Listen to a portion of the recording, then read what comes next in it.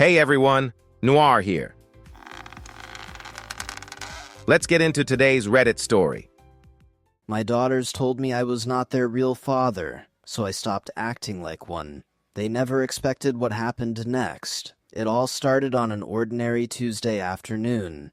I had just finished another long day at work and was looking forward to a quiet evening at home. The moment I walked inside, I could tell something felt off. The house was unusually quiet. My wife was sitting at the kitchen table, staring at her phone, and the girls were nowhere in sight.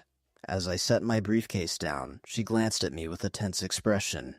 "Where are the girls?" I asked casually. She did not answer right away. Instead, she looked back down at her phone and kept scrolling. Then I heard faint voices coming from the back of the house. That immediately seemed strange, because the back door was supposed to be locked. I walked toward the sound without thinking much of it. As I reached the hallway, I saw my daughters sitting together on the living room couch.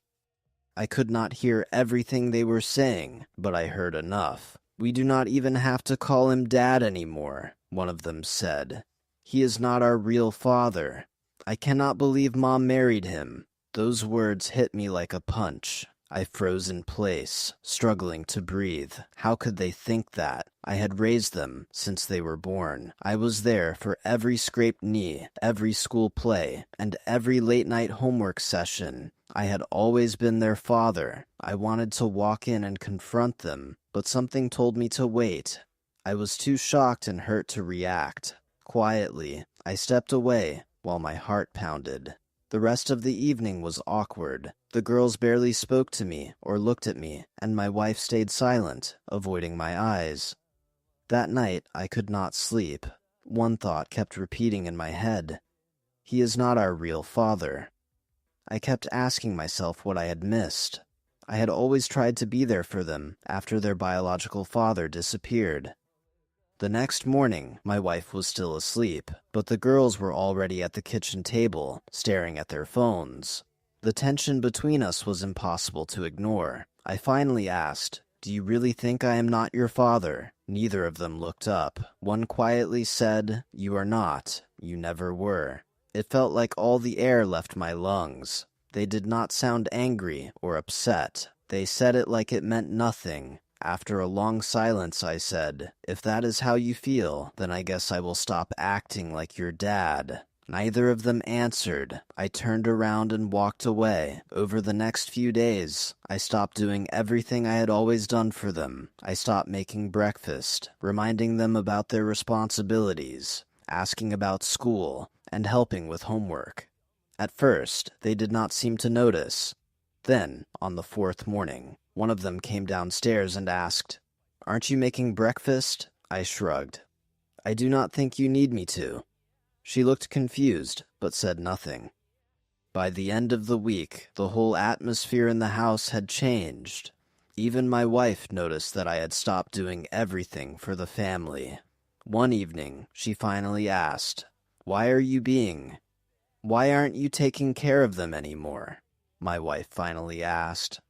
I kept my eyes on the television. I'm not their father anymore. They made that clear. If they don't want me to be, why should I keep pretending? She didn't say a word. Her silence told me she had no answer. She clearly hadn't expected me to respond that way, but I wasn't about to apologize. Over the next several days, I noticed the girls becoming uncomfortable. They didn't seem to understand why I had stopped doing everything for them. It was as if they had never realized how much I did until I wasn't doing it anymore. At first, the change was subtle. My wife and the girls exchanged quiet looks, but no one said anything. They still walked past me in the hallway without speaking, treating me like I wasn't even there. The house no longer felt like a home. The warmth and laughter were gone. Then one evening, everything came to a head. The girls barely touched their dinner and sat there in silence, staring at their plates. The tension around the table was impossible to ignore. After dinner, one of them finally asked, "Why aren't you helping anymore?" I didn't look up from my book. "You said you didn't want my help." She frowned. "That's not what we meant. We didn't think you'd just stop being there." "Maybe you should have thought about that before telling me I wasn't your father," I replied. She looked shocked. We didn't mean it like that. We were just what? I cut in. Just angry? You never stopped to think how those words would feel. You acted like I was some stranger. The room fell silent. She opened her mouth but couldn't find the words. For the first time, it looked like she understood what she had done. My wife finally spoke. You don't have to be like this. I stayed quiet for a moment. I've given everything to this family, I finally said. My time, my energy, my love. Then, in one moment, you all made it clear where I stand. I looked at my wife. I'm just the guy who pays the bills and fixes things around here. Isn't that right? Her expression softened, but I wasn't looking for sympathy.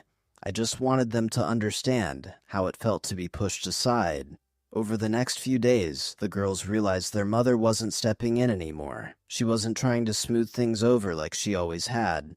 Without me filling my usual role, everything in the house felt different.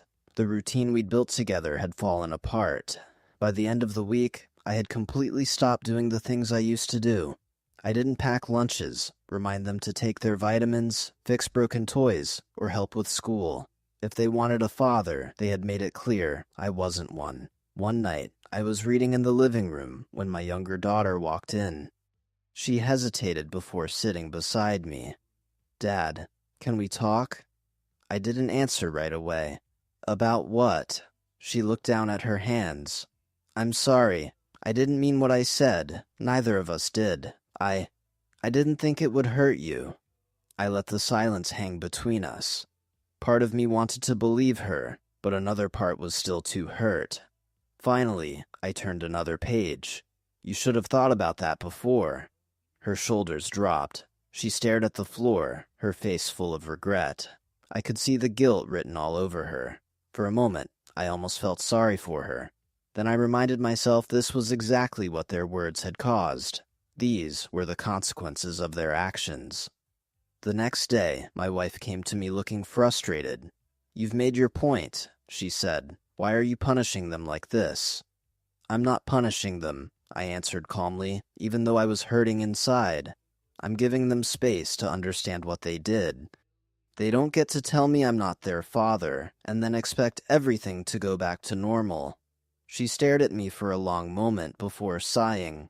I think they know they were wrong. You're just making things worse. This isn't fair. I stood up, already tired of the argument. Fair? They're the ones who made it unfair. The next few days were filled with uncomfortable silence, awkward conversations, and failed attempts to make things normal again. The girls barely spoke to me. They stopped asking me for help, and I could tell they regretted what they had said. But I wasn't sure it mattered anymore. By the following weekend, something had changed. They no longer avoided me. Instead, they kept looking at me like they were realizing what my absence really felt like. For the first time, they seemed to understand what I had been feeling all along, ignored, unwanted, and pushed aside. I didn't know how much longer I could keep this up. Part of me hoped they truly understood. Another part wondered if we had already gone too far. That Saturday, my wife asked me to go with her to our younger daughter's parent-teacher conference. I hesitated. There was still so much tension between us.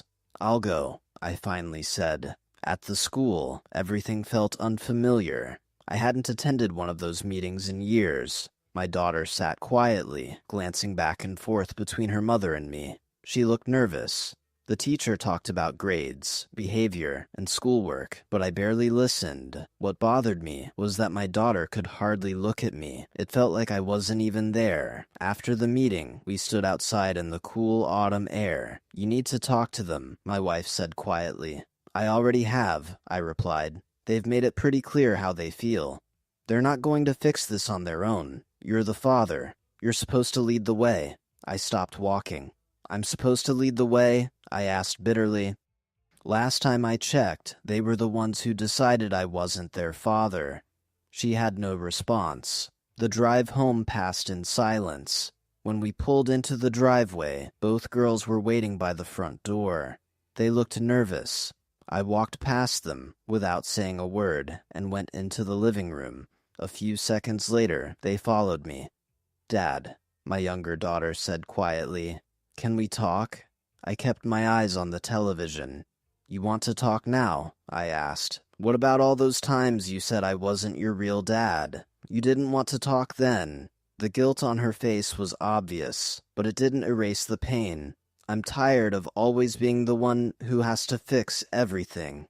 "I didn't mean it," she whispered. "I was angry and confused. I don't even know why I said it." She sounded sincere, but that didn't change what had already been done. The damage was already there.